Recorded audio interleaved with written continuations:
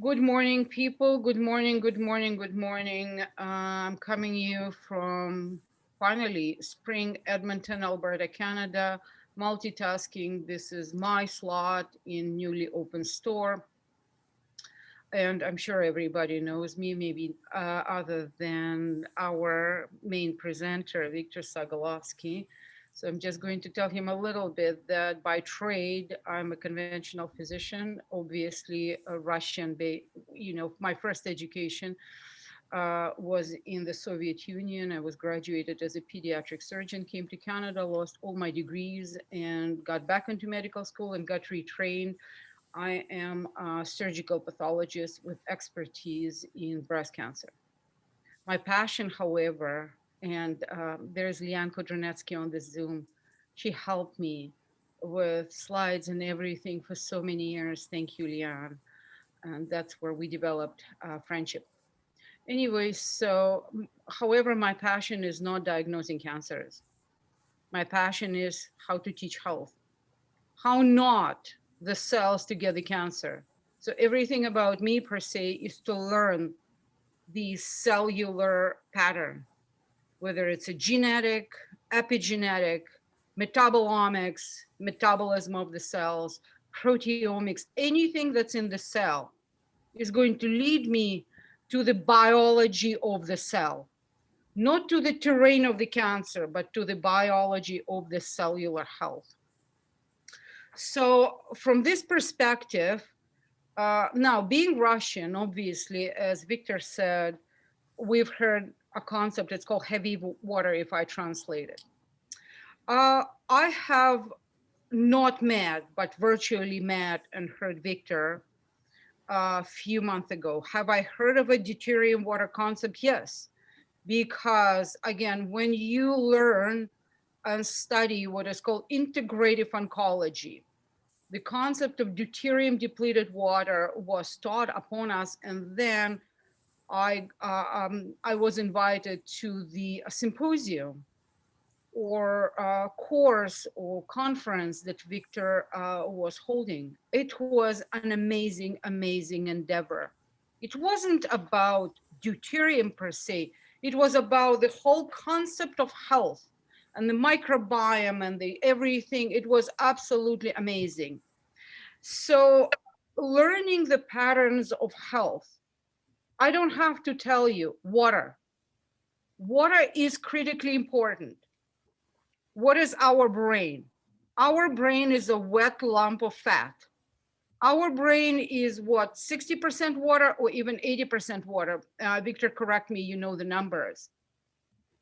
But water is so critically, I mean, a cell is probably, the cellular soup is water. So one of the concept of, I call them pillars of health, is water and hydration.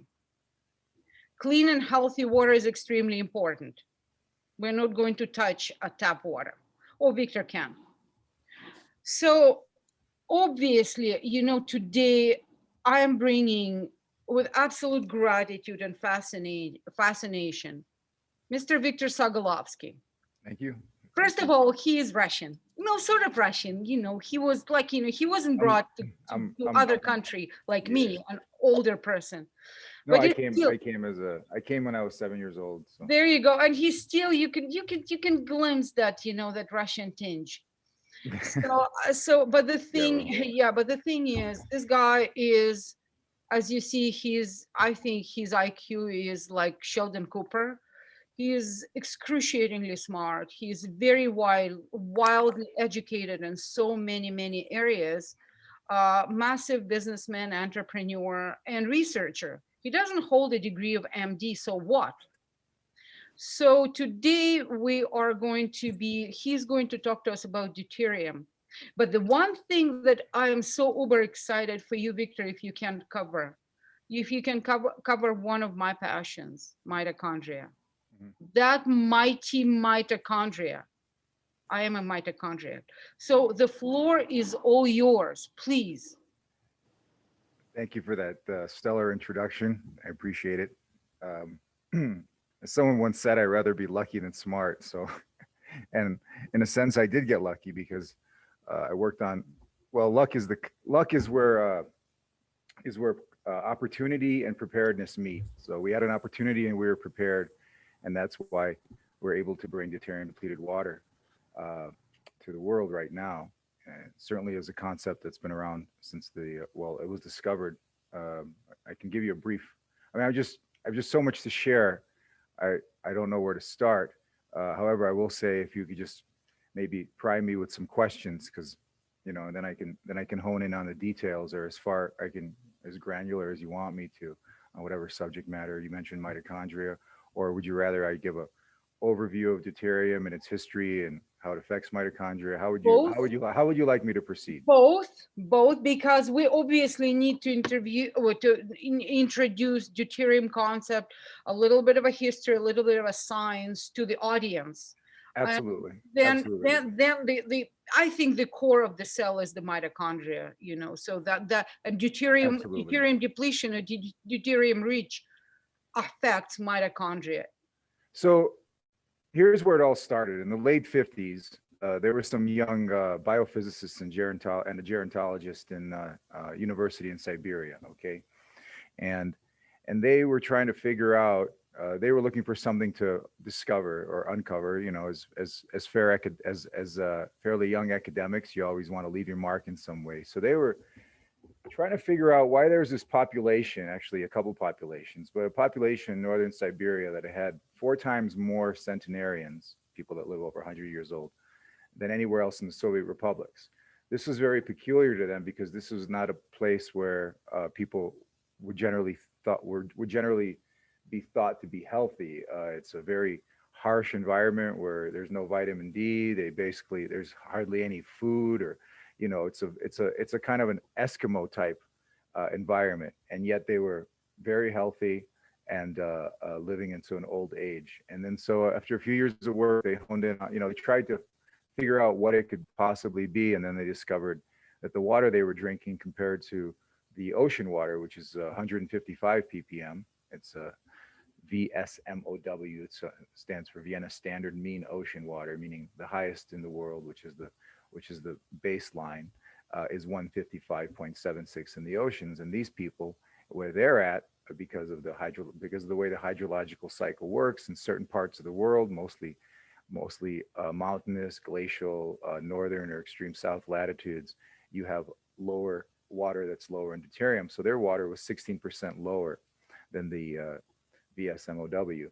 and that's what they figured was the thing that was the common denominator that they honed in on that increased their longevity. And as soon as they started doing replicating some tests with seeds, with mice, so forth and so on, it was discovered that actually this, what they termed light water, because it's just lighter in heavier isotopes of hydrogen, actually had a profound impact on our biology, not just animal biology, but any eukaryotic cell, which includes plants as well. So this really started it all off. And then in Russia, of course, they had this concept in the 60s of Talia Voda, which is a snow melt water, which has similar properties, but it's really comes from the original discovery that this glacial meltwater that they particularly had in Altai, and the Yakutians and the Altaians, that's who they studied. And so the Yakuts had this, we're drinking glacial meltwater. So this water is lower in deuterium. And so these studies were replicated in the US, Europe, and then it was, in a way, it was kind of forgotten about. Why? Who knows? I have my theories, but primarily it's because there was no water to be obtained at a very economic price to do any experiments with in the first place. So what is deuterium? So deuterium is simply an isotope of hydrogen, hydrogen being the first element that was created in the Big Bang, the start of our universe. It's the simplest element in nature and the most abundant still in the universe. And what makes it the simplest is it's the only element that simply is composed of one proton and one electron. Every other element has a neutron. So deuterium is a hydrogen, but with a neutron, which makes it twice the weight of its parent isotope. So this is a problem because everything in biology, in our biology, is run on protium. Protium is the proton version of hydrogen without the deuterium. And so when a deuteron, which is the proton neutron pair, gets into our energy making pathways into the mitochondria, which we'll talk about in a minute, uh, it wreaks havoc. It's too big, it doesn't fit, and it's really now been implicated in all kinds of age-related diseases and aging itself. And this is the foundation of a new science called deuteronomics, or a new branch of biochemistry called deuteronomics, which endeavors to show, which is to study, research, and show how deuterium is actually managed by the cellular pathways. So I think I said a mouthful. So Yeah, this, you sure did. So let me so just, let me just continue real quick while I'm on this thought. So turns out that we have about 3 drops of this heavy water in every glass of water we drink. And when I say heavy water, I'm not completely accurate because it's semi-heavy water. Heavy water by itself does not exist in nature, except maybe 1 in 41 million molecules. But 1 out of every 6,600 molecules of water, of hydrogen, sorry, of hydrogen, 3,200 of water, 3,300 of water, is going to be a deuterium. So this is found all over the world, and this is just the given for our planet. And in some places it's lower, and in those places people tend to live longer and be healthier. And it wasn't until really 2007 that someone that I gotten to know well, Dr. Abdullah Algun, published his paper proving, showing mechanically how this deuterium actually damages the deep inside the mitochondria. So this is a phenomenal discovery. I don't know why more doctors and scientists haven't honed in on this.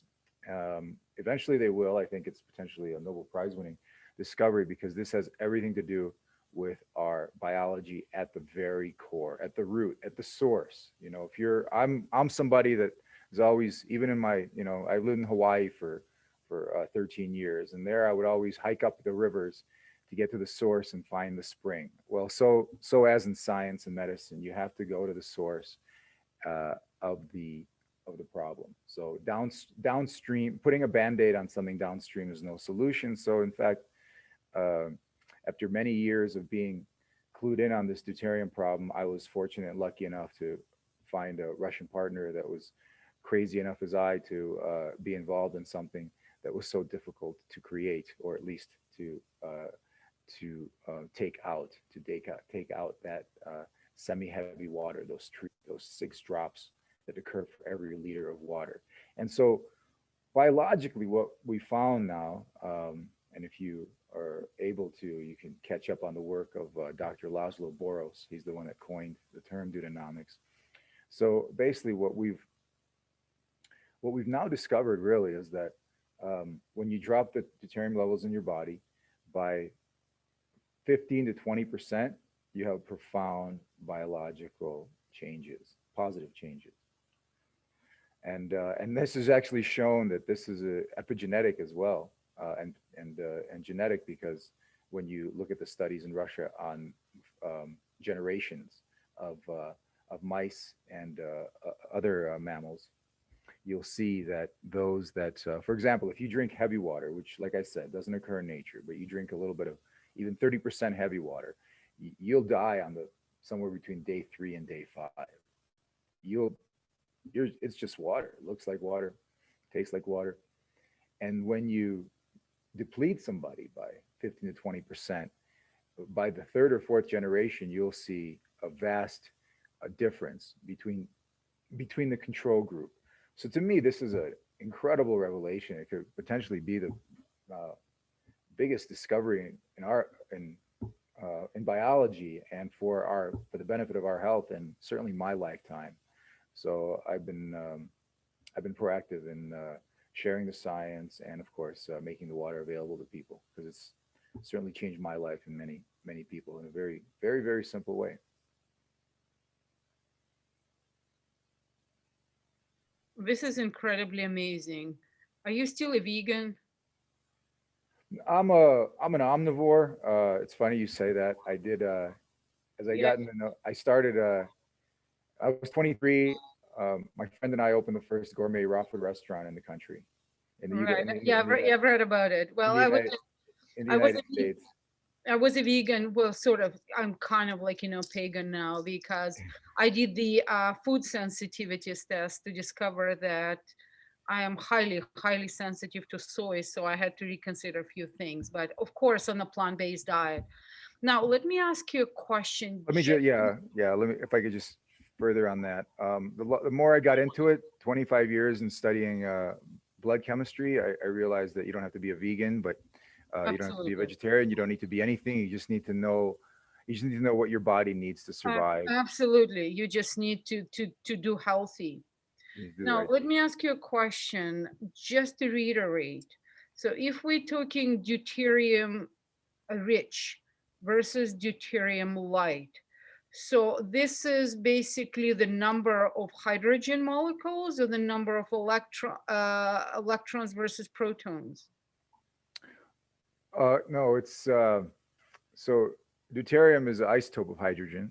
Uh-huh. So it's a version of hydrogen, and the whole problem is that it combines with oxygen to create water as well. If it didn't combine with oxygen to create water, it wouldn't be a problem. But it's as far away from hydrogen as you possibly can get because it has that extra neutron. So could It's you? like it's like it's like uh, it's like carrying your dead sibling around, on a chain. You can't get rid of them, So and when, let's dead say, weight. yeah, when this water has that extra neutron and stuff, how is it in relations to free radical and oxidative stress theory? Those are separate theories. They can I can cross correlate them, but there's a lot of biochemistry to connect the two. This is a very simple concept, unlike anything else. You're not adding anything into your body. You're actually removing something, and that what you're removing is the heavy water, the semi-heavy water, the deuterium. So why is the question people ask sometimes is if you've got 6 drops of HDO, right? H2O is water, HDO is hydrogen and deuterium oxygen. If you got 6 drops of HDO in every liter, what's the big deal? It's 6 drops. It's not much. We've evolved and we've apparently evolved with this. Well, here's the problem. When you start measuring how much deuterium is in your blood plasma, that's when it becomes alarming. There's 4 to 6 times more deuterium in your blood plasma, which, by the way, deuterium completely useless. 4 to 6 times more than potassium, calcium, magnesium, glucose. 4 times more than glucose. So you see that this is a cumulative effect that that keeps making you age. And I'll get into the actual mechanism. There's actually a number of mechanisms how deuterium damages you, but I'll get into the most interesting one because this is the one that was discovered by Dr. Olgun in 2007. This one unequivocally shows that we have a simple mechanical problem. If you can't fit a square peg into a round hole, and this is what's happening every 15 seconds in your mitochondria, and this is what causes us primarily one of the things that causes us to rapidly age and decline. Remember, you can have a physical sign of aging. I mean, that's just ultraviolet light damage. But what actually causes you to lose your energy over time? And this is a different, that's the question you have to ask because you can maintain relative youth all the way up until your dying day into your 90s. Your brain could be sharp, your body could be sharp, but what is it that actually causes us to physically and mentally age? And that has to do with obviously glycation, a number of things, different things that you said, oxidative stress, all this. But when you get down to it, it's simply a reduction in the amount of mitochondria that you have in your cells. When you're 10 years old, you might have a cell that has 100,000 mitochondria all working beautifully, perfectly. And by the time you're 70 or 80 or heck, maybe even 40, if you totally depleted yourself, you might have 100 mitochondria in that or 1,000 mitochondria in that cell where you had 100,000. So it's simply the destruction and of your factories. It's like the factories start closing down. We used to have a big steel industry in the US. We don't have it anymore. It's just factories shut down. But when your factories shut down and your cell, eventually that cell dies and eventually you shuffle off this mortal coil. So mitochondrial health, in fact, you're correct, as you said, is the most important thing to focus on right now. Whereas the oxidative stress and many different uh, vitamin deficiency, all these are very, very important, but you have to really, first and foremost, focus on the very thing that makes the energy in our bodies, and that's the mitochondria. Carry on, please. You're doing just awesome. All right. So let's zoom in on the mitochondria because this is where it gets interesting. So it's a lot of processing in the mitochondria. There's the Krebs cycle, obviously, which is very complicated. In fact, when I first started studying biochemistry, and by the way, I was originally a film major. So as I tell people, when the film majors know more than doctors, you people are in trouble.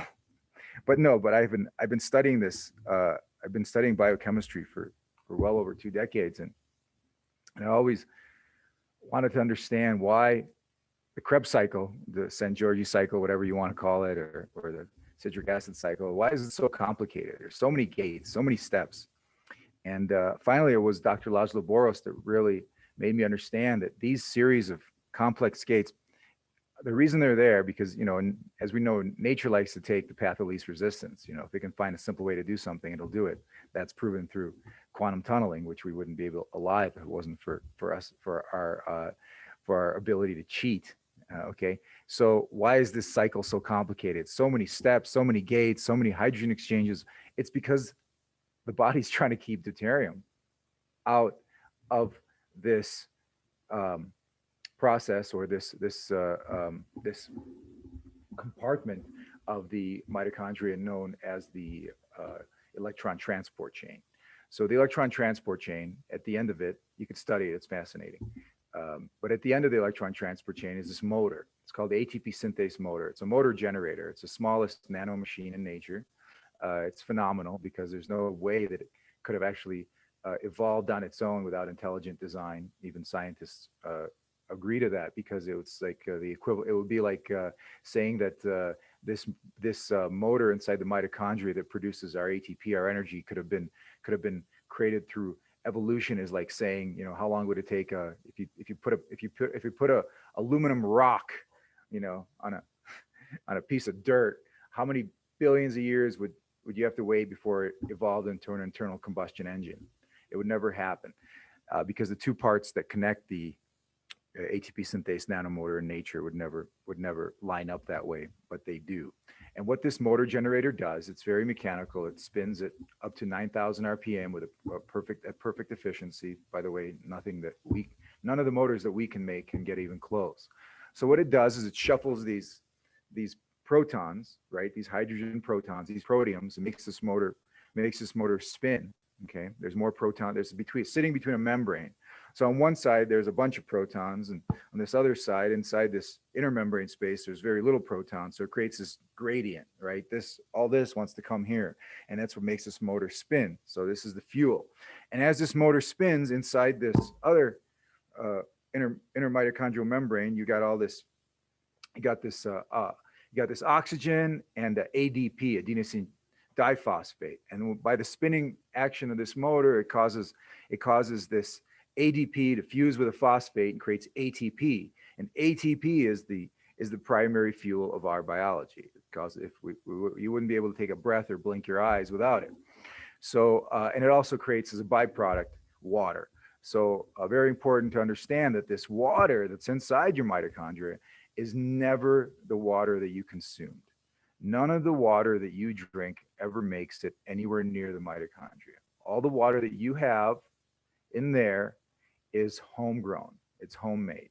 It's made through the combustion of hydrogen and oxygen to create water. And that water inside your mitochondria is about 60 to 70% depleted in deuterium. So your body's trying to keep this deuterium outside of the electron transport chain. Why? Because that little motor it only has room in its little slot. It's only got slots for protium. It doesn't have slot for for deuterium. So when deuterium hits it, which is about every 15 seconds, assuming that your body is 150 parts per million, so we've broken down to every 15 seconds, you've got something that enters a mitochondrial motor, the ATP synthase nanomotor, and wreaks havoc. It causes it to stop. No ATP is produced in that moment. And imagine imagine gears grinding at 9,000 RPM. That's what's happening. So eventually, this causes damage. It can't repair itself enough. You get leakage between the membranes. Once you have leakage, you no longer have a gradient. That gradient is gone. You have signaling molecules that tell it to shut the whole thing off. Foreman comes in, just shut it out, shut it down, and then mitochondria starts shutting down in the cell until that cell is gone. So this is the primary visual marker of aging. If you see somebody just barely making it up a flight of stairs, it's because they don't have any mitochondria anymore. So they don't have the ability. Mitochondria uses oxygen to create metabolic water. So the less mitochondria you have, the less efficient you will be at utilizing your oxygen. So this is a massive revelation. And the profound thing about it is if you fix that little problem, just reduce your deuterium down to a level where your body can just catch up. It's like turning back the clock. It's veritably the closest thing that I can call the fountain of youth that exists, because it will literally free up energy. There's nothing else. There's no food. We consume food every day, and every time we do, at the end, even though the calories are supposedly giving us energy, at the end of the equation, all you have is a net energy loss. You have a net energy deficit. Every day you have a net energy deficit. Every day you lose a little bit of energy. More and more electrons are lost every single day, and you get older. This is the only thing that I have found that can actually turn that around. Stop it and turn that around, where you actually get a net energy gain. You also find that somewhat through red light exposure. Obviously, we're solar beings. We get energy from that. But this is the most profound intervention that exists. And if anybody wants to, I haven't had anybody try to argue or challenge me on this, because it's beyond theory now. Yeah, there is no point of challenging, because there is no functional mitochondria, there is no life, there is no ATP, the cell is going to die. It's as simple as that. It's as simple as that. Yeah. It's very, very simple. Yeah. So in order to produce more ATP, you need healthier mitochondria. In order to have healthier mitochondria, you remove as much of the deuterium as you possibly can. And somehow I think maybe when we evolved as Homo sapiens sapien 150,000 years ago, we actually did have slightly lower deuterium. So it makes sense. If you reduce it by 15 to 20%, you could you get to that level where you're in a state where your immune system and your everything that your vitality is such that that you won't get sick, most likely. Absolutely. Well, your immune system is any other cell as the other cell. Immune system consists of the cells. The cells contain mitochondria. Correct. You just have more energy. Yeah, the only mitochondria the only cell that has the least mitochondria is basically skin cells. Well, correct. That's how you recognize the age of the person. You can do this and anything else you want, and any plastic surgery, but you could look at somebody's skin that's 100 years old that hasn't been exposed to the sun, and there's no age on it. And the same thing, also the number of mitochondria signifies per se the significance of the organ. Correct. So the liver, the brain, the heart, and stuff. And correct. The interesting thing is we know nothing about mitochondria. However, multiple Nobel Prizes were awarded into the mechanisms of mitochondria. In the last, you'd be surprised, in the last 15 to 20 years, we've actually learned quite a lot about mitochondria. Right, but per se, as a conventional physician, okay, let's keep that, because I hope the recording to be compliant. Well, there's nothing in there. There's nothing. I think allopathic medicine, it's true to its definition, because it cause injury to induce healing, and that's allopathy. And there's nothing that nothing in allopathy that has any room for any kind of preventative medicine. So it's strictly a responsive type of approach to medicine, and it's an invasive approach. So it's one of the tools that can exist in a tool bag, but if it's the only one, you're going to be severely limited. I entirely agree with you that this is a tool in a toolbox, but there are multiple tools. Correct. Okay, so let's get back If to the. you as soon as you have to name the disease, once they tell you, oh, you have this, then it's almost like too late. It's like you want to have the prevented, you want to know how to prevent everything before it ever manifests with a name. Absolutely, cannot agree more with you that medicine has to be proactive than retroactive. We need to be prospective as opposed to retrospective. 100%. Prevention is the best cure of the disease. This is my mantra. Yeah, correct. And unfortunately, we're in such a broken system where we have to kind of know who to trust. We can go down the wrong path so easily. So let's get to the right path. So deuterium, how and what does it imply? I'm always sort of flabbergasted about the ppms, this kind of things. Well, let's see. We can drill down a little bit more detail. The water that you drink, you're in Edmonton. I don't know what your water is. It would be good to know. It's not 150. It's less because you're in northern. Yeah, I have no idea because I do not drink tap water. Well, it Even wouldn't with my, even. Do you have a good bottled water there? That's a source from a glacier. Do you have a I glacier? well, I do. We do have the water that I buy is from the springs, probably from the glacier, Monashi Springs. Be However, I do. interesting. Be interesting to test it. I would think it's somewhere in the low 140s or even in the high 130s, which is fantastic. So what I try to do myself and what I try to educate people now, the new concept, the hydrogen rich water, the obviously enriched reverse osmosis, or now sort of the new concept of alkaline water, this kind of things. So again, bringing the deuterium depleted water, that's another addition. So all those waters are not gonna. There's no conventional way to remove deuterium. That's the issue.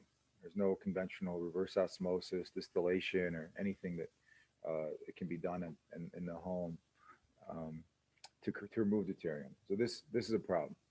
Uh, um, all those other ways are very simple. It's very simple to create an alkaline water. Which, by the way, you don't want your water too alkaline. You want it as close to your blood pH as possible. So Agreed. Agreed. um, you also don't want your water over mineralized. Things like that. Um, Agreed. but deuterium, like I said, it's just the concept is to we remove something from the water. So so it really deuterium depletion doesn't become about water at all. It's not about water at all. It's about your own body being lower in deuterium. And so through the mechanism known as hydrogen exchange, when you drink a water that has lower deuterium than the water inside your body in the extracellular fluid, then your body will start dumping out that heavier water, and you'll start dropping half a ppm to 1 ppm per day in your own body, as measured by saliva or any other bodily fluid.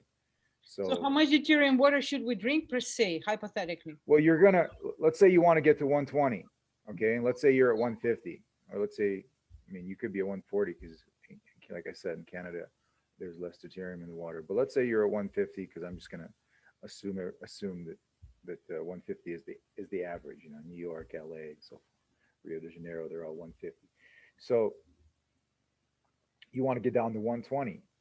You can the water that we make 10 ppm, and then we tell people to dilute that because it's easier to ship. So if you take 1 part of our water and 1 glass of our water, 1 glass of regular water, and by regular water I mean anything you get, whether it's bottled, reverse osmosis, tap, whatever, 1 to 1, then that regular water is going to be 150 parts per million, and so that 10 ppm and 150 ppm becomes 80 ppm. If you take 1 part of our 10 ppm water and mix it with 4 parts, 1 glass to 4 glasses, so total of 5 glasses, 4 glasses of regular water, you get 120 parts per million. Okay, somewhere around there, 122 if it's 150. It's a little bit less. So let's say 120. So let's say you drink this 1 to 4 water every day. You're going to your body's going to start and continue to flush out the deuterium until you get to that level of the water that you're currently drinking, which is 120. Let's say that's not all you drink during the day. Let's say you drink some other liquids. Well, those liquids add, you're like a big bucket of water at the end of the day. That all adds up. So you have to really be vigilant and maintain a certain amount. You should know what the total deuterium dilution of all the liquids that you take in daily are. So if they're less than what your body is, you will start to deplete. And the longer you do this, the longer the health benefit, it's cumulative benefit. So So basically, the question is, can you, let's say, make a dilution 1 to 4 yeah, and use that water consistently, use that water for everything, for the tea, for the coffee, sure, for yeah, the drink, for absolutely, the blah, blah, blah. absolutely, absolutely. That's what I recommend. That's what I And recommend. basically And for then life, right? That's what you're saying. basically for Deuterium life. is for Yeah. life. Yeah. And if you want to, let's say you went on a trip, you didn't have your water, then you could go down a bit, it's just to, let's say your deuterium levels went up a little bit, then you could go down on the dilution. Okay, then you go down to 1 to 1 for a week or whatever you want to do. Or some people, they're really like they're athletes and they want to push themselves further and further, so they go down to even a lower uh, dilution, like a 1 to 1, which is 80 ppm. And some people, they're just crazy biohackers. They just drink it straight. And some people drink it straight because they don't want to give up everything else that they're doing. They're going to have their beer and their milk and their coconut water, and then they'll drink some. Then they'll drink a couple, 1 or 2 bottles of deuterium depleted water, and it's not exact because you're not affecting a linear depletion. It's kind of more like this, which I don't recommend, but it just depends on So it's your almost like a yo-yo. personality. Yeah, it's almost like a yo-yo diet. It just depends on your personality. But if you really if you want to take this serious, then yeah, you will replace 95% of the liquids that you drink. And if you don't, then you'll at least make an allotment for that and adjust properly. And then you will get yourself down to a level of 120 ppm or less in your body. Now, according to all the studies done, certainly somebody can get themselves lower in deuterium. Like I got myself into the 80s in my body, which is great. But the bulk of that benefit, like 90% of the benefit, comes in that first 20%. And then the last 10% comes, after that. So you want to increase what's called proton motive force. Okay, when you remove the deuterium, you've got more proton motive force. You got better spinning nanomotors. You've got less damage on those nanomotors, less need for repair, uh, less degeneration of the mitochondrial energy making process, and more energy.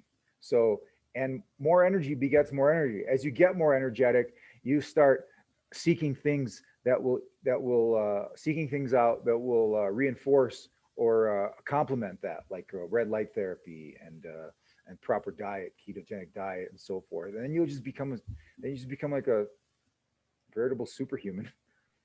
Like a health nut. So, how do you test for the ppm in your intracellularly? Are there any tests? We do saliva tests. We bought a very complicated, expensive machine, started our own CLIA certified lab, just so we could test people. And we test saliva. We could test your water. We could test your saliva. We stay away from any other bodily fluids because saliva is a really, really good indicator of what's going on in your body. And another test that people do is a vapor test where they breathe their vapor out into something, and then that vapor condenses, and then you test that. But it's not saliva. Saliva generally is going to be within 1 to 2 ppm of what's happening in the blood. And you do those tests. Let's say I'm in Canada, I want to do the tests, and you've got the kids. We've got the kids. Canada's was a little weird because we're sending biological fluid through the mail.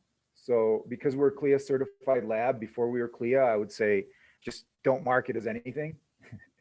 Just, but we could work around this if somebody just gets a whole bunch of samples together and just sends it to us, and then we'll hand deliver it to the lab, because it's just a border thing.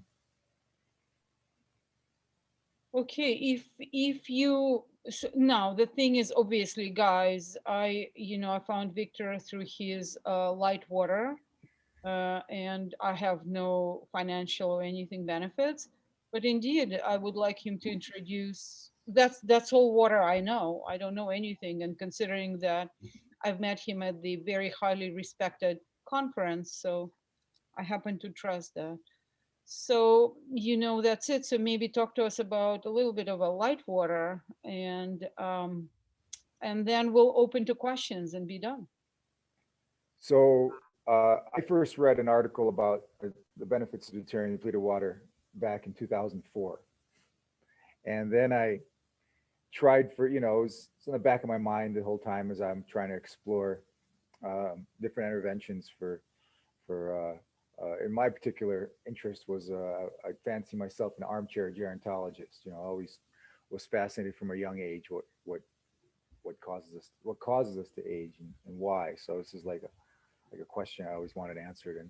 And when I got to university, I just it, everything to me was so they were just so slow and so behind. I went into it and I got a degree in fiction and drama and film because that was the only thing that was real to me.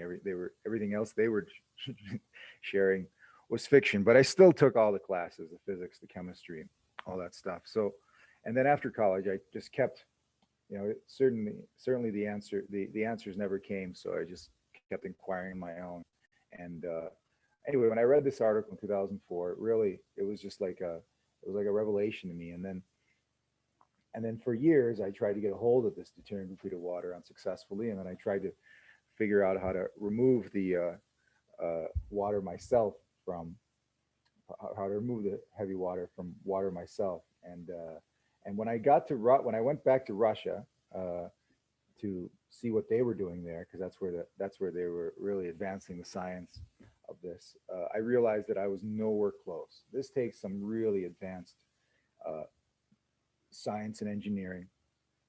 And my partner over there, it took him 12 years to take something that was created at the university level and then buy that IP and then take another 12 years to commercialize it. So we have even now, a very limited amount, very small amount of water, deuterium depleted water for everybody. So it was between 2004 and 2018 that I knew about this, but I was just in the pursuit of it. And then in 2000, end of 2018, my partner and I, Robert Slovak, he's a well-known, well-respected water guru. He actually is one of the founders of the whole reverse osmosis technology in the very early late 60s, early 70s. So Robert and I really believed in the science of this deuterium depletion, but again, we never drank the water. But we started the company anyway. I came up with the name Light Water. It's a it is what it is. It's lighter water. So we went and started importing. We went to Russia. Uh, became friends and partners with the Russian factory there. And luckily, the funny thing is, I had never been to Russia. Not in my adult life, so that was cool, and it was great that my parents uh, made sure that I would never forget the language. So it was very serendipitous. So we started importing this water in 2019 into the United States, and we didn't even, like I said, we did it trusting fully into the science without having experienced the benefits of deuterium depletion ourselves. And then, sure enough, 3 to 5 months after we started uh, depleting ourselves, we felt the benefits. Phenomenal. So couldn't be more than pleased that the science did not let us down at all. So science checks out. Um, Once you start doing it for yourself and you deplete your deuterium levels, you'll know experientially. And like I said, it's not really, the water is just a vehicle to get you there because there's no easy way to lower your deuterium levels other than drinking deuterium depleted water. I mean, I was really into dry fasting, where you go without food and water for many days, and that will lower your deuterium. High fat diet will lower your deuterium. Eating less, like I said, will lower your deuterium. Intermittent fasting or dry fasting, where you basically where you basically dehydrate all the interstitial tissue and create a hormetic effect and spurn on the autophagy. So these things will do it, but there's nothing as simple as elegant to remove the deuterium out of your body to the levels where they're more manageable and you can live longer and have more energy than by just drinking deuterium depleted water. I mean, it's the simplest intervention there is, you know. That's amazing. So obviously, you know, if people are interested to find you, it's lightwater.com or something like that. It's Drink Light Water, DrinkLightWater, light water, spelled Lite. So drinklightwater.com. The name of our company is Lightwater Scientific. We also have deuteriumtest.com. You can also go to deuteriumdepletion.org. That's just a separate site that I set up that has all the studies that have ever been done on this, all the Well, literature. I'm going to email you. Maybe you can, being so kind to me, just send me all the links and Sure. I can forward it to the guys. So Yeah. is it okay if I open the floor for questions? Absolutely. By all You guys means. go ahead, unmute yourself, ask the question or type it. Unless it's Uh, all clear to you. I have a question. Oh, you do. Amazing, Maria Williams. Mwah. Well, thank you. This information is incredible. I'm always open to learn about how can I biohack a little further into my body, right? Right. Always looking. So so I was looking on your website. So is this a water that you have already prepared that has the low deuterium in it that we're drinking to replace our normal water? Right. So what we do is we simply at our factory, we take the groundwater that's there, we take the well water, and we filter everything out of it. Then we deionize it. Then we go through a process, our proprietary process, which is a type of vacuum rectification distillation. You have these giant columns, and these columns, you know, because light water or deuterium depleted water is slightly lighter than the heavier water, you have a difference in the boiling point and the freezing point. So you have about half a degree of temperature difference to pull off your light water. So you got these columns and just constantly, you know, it's very it's a phenomenal way to do it because there's no other way that you can remove 97% of deuterium, which what we do, but it's painstakingly slow and takes a lot of industrial equipment. We have these 30-foot columns. We have 60 of them, and each one gives you a very limited amount of water per day, and it's just chugging away. And so it's but at the end, what you have is the purest, cleanest water in the world. And so what we're buying is the actual water. And so like we're Right. replacing what we normally drink and we're just drinking your water. Well, see what we remove 95 to 97% of the deuterium out of the water. There's no reason to drink it straight, because whether you drink, let's say I have a glass of water that's 120 ppm and I have a glass of water that's 10 ppm, which by the way doesn't exist anywhere in nature. The lowest in nature in the world is 89 ppm in Antarctica. But let's say you have a glass that's very, very, the water you want as a daily drinking water, about 120, and you've got, and you have a 10 ppm. Whether you drink the what they call super deuterium depleted water, which is which we call our concentrate, versus you drink the diluted one, you're still going to remove the same amount of deuterium out of your body that day. You know, there's a limit. So you just want to get into a flow, a cycle where you're managing deuterium in your body down to a manageable level, which is about 120 ppm. So keeping it real simple for me, if I were going to buy this, right, if I'm going to try this water, right, how much would I have to drink with my normal water? And I know it said something about measuring, but do I have to measure, or can I kind of assume I'm somewhere at an average? And you can, it's just not as exact. You know, if you drink, for example, 2 liters of water per day, right? And out of those 2 liters, half a liter is 10 ppm deuterium depleted water.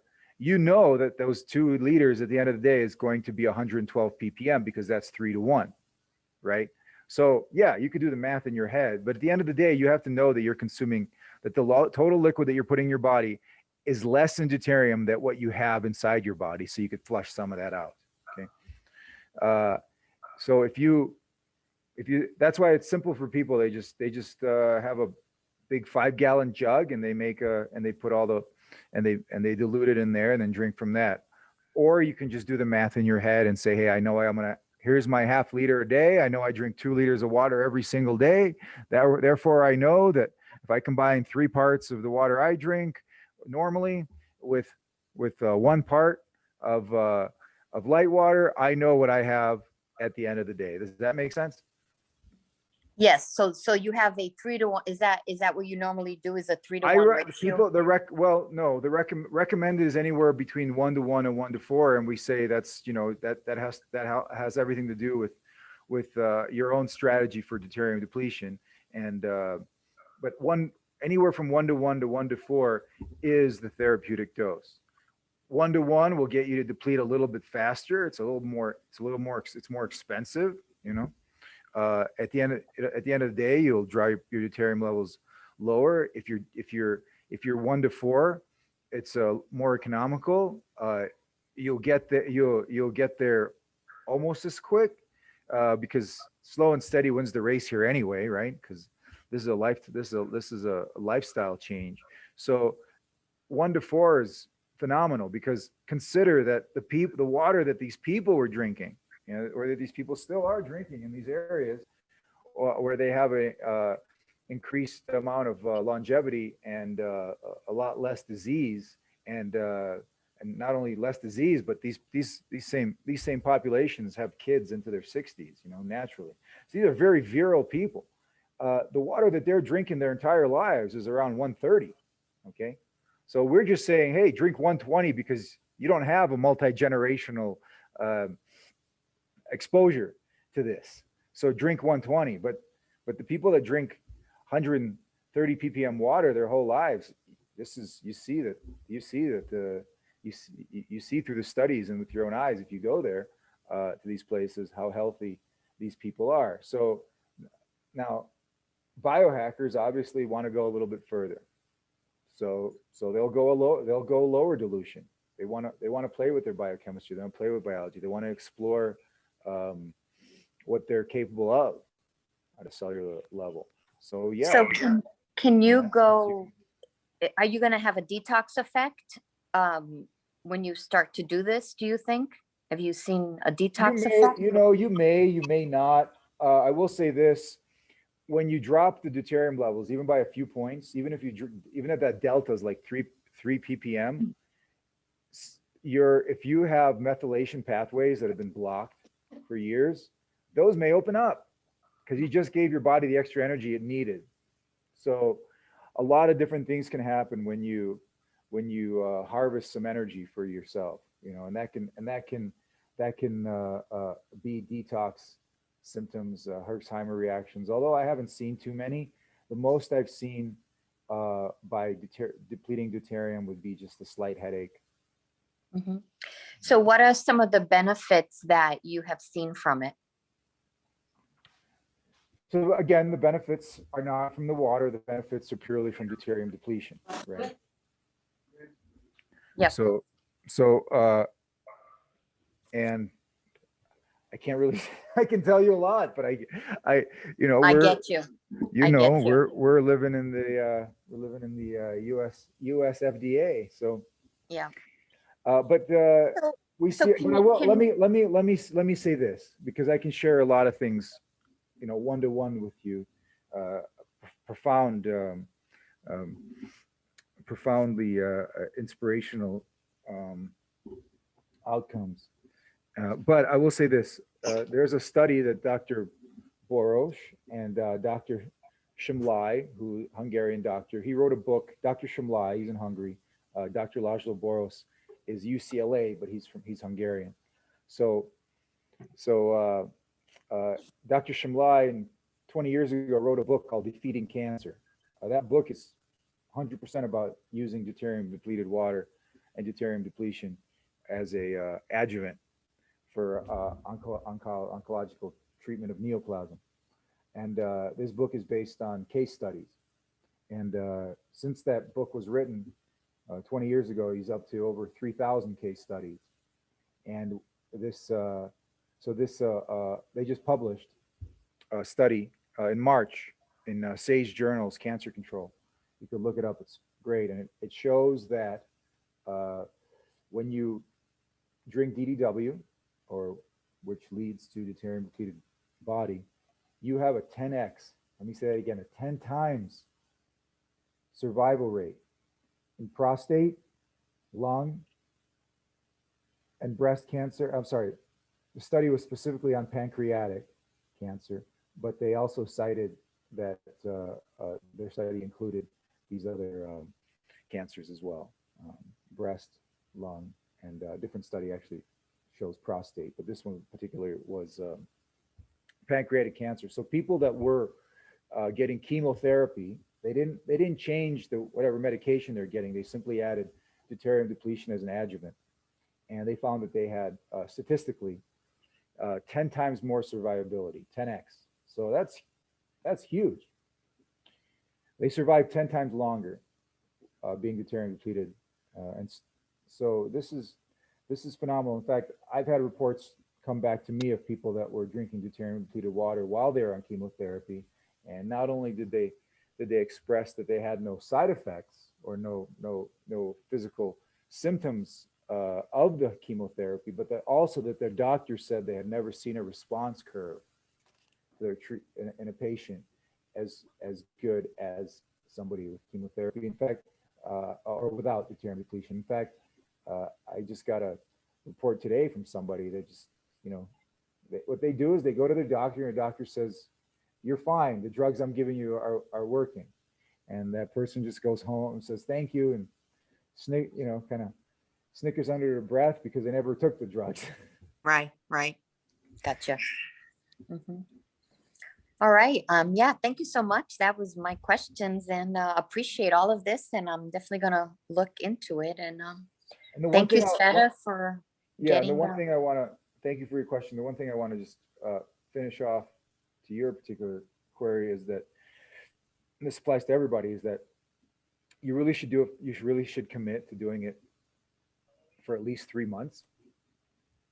Even though some people, the older you are, the sicker you are, the quicker you feel something happening. But if you stick with it for 3 months and then actually get a deuterium test to prove to yourself that you are, around 120 ppm, you'll never want to stop. Never want to stop this. Yeah. It's interesting how you said 3 months. That's what we usually teach. You abuse your cells for decades, and then you want a magic bullet. You need to commit to your life. A question actually very technical. So let's say I open the bottle. It's a 2 liters bottle, right? So, and then let's say I do 1 glass at a time. So what's the expiry? How long can it be like open? There's no expiration to the water. The law in the U.S. is that you have to, by the way, the date that's on the bottle is the bottling date, not the expiration date, because water doesn't expire. By law in the United States, water expires after 2 years in plastic and never expires in glass. But our water doesn't ever expire. It's as pure and clean as it was, and lacking any ions as it was, 2 years ago as it is now. And there's nothing that will change the amount of semi-heavy water or deuterium in that water, except the addition of other water. So you're fine there. Are you still using plastic? We use plastic and glass. Yeah, we blow our own plastic. So your plastic is clean plastic?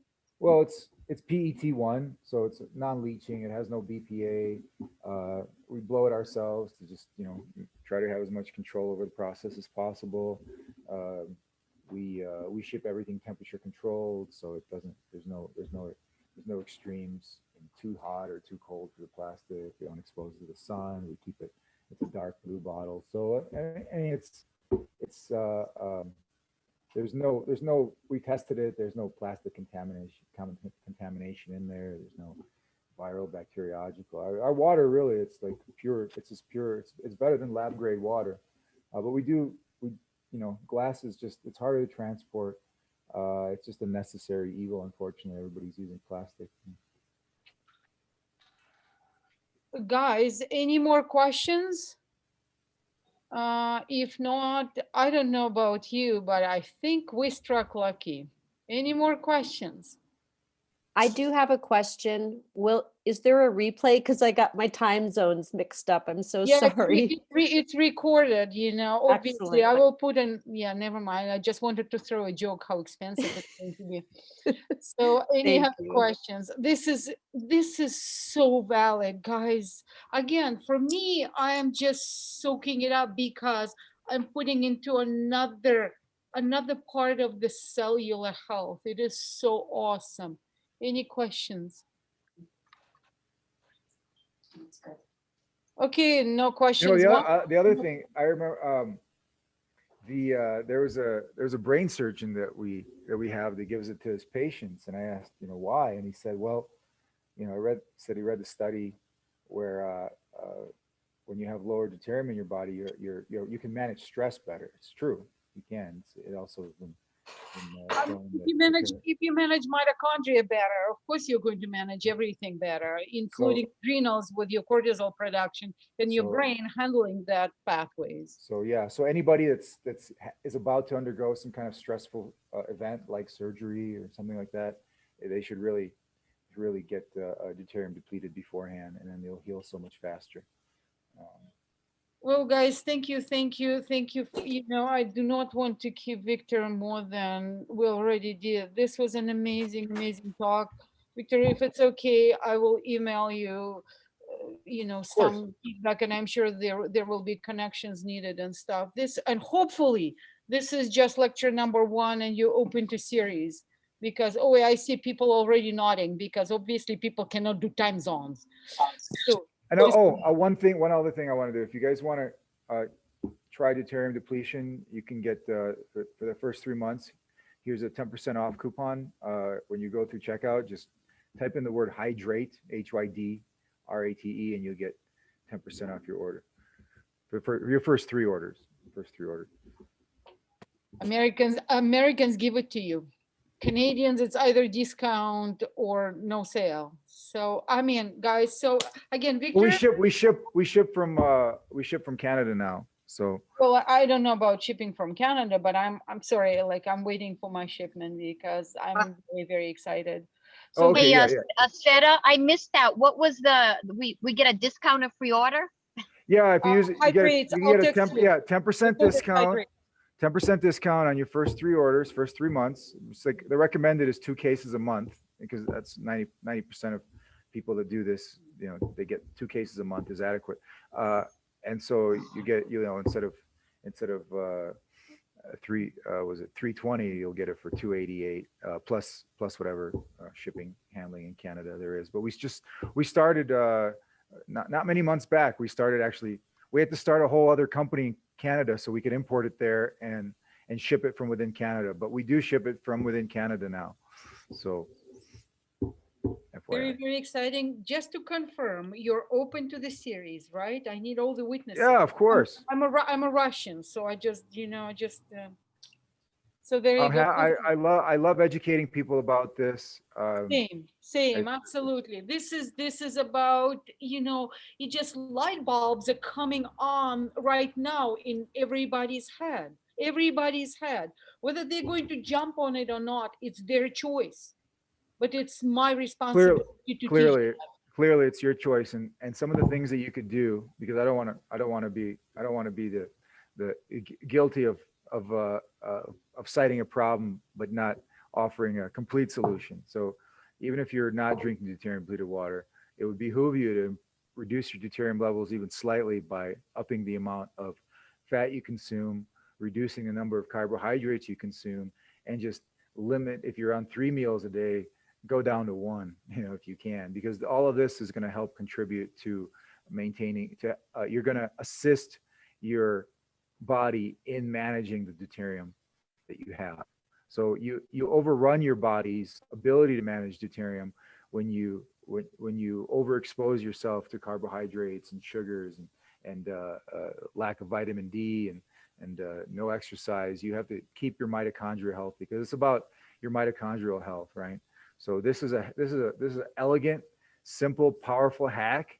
But if you don't have it, there's other things you can do to improve your mitochondrial health, and it's phenomenal. You can at any age, you can be at your peak physical and mental performance.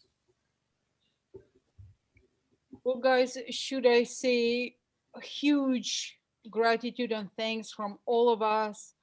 And I'm sure some of them will be grateful that I muted myself because sometimes I become loud and stuff. So, Victor, amount of gratitude. Thank you. So, Thank you guys, very much. please Thank you. forgive me, guys, forgive me because now I'm going to speak Russian. Огромное спасибо. Thank you so much. Пожалуйста. Спасибо вам.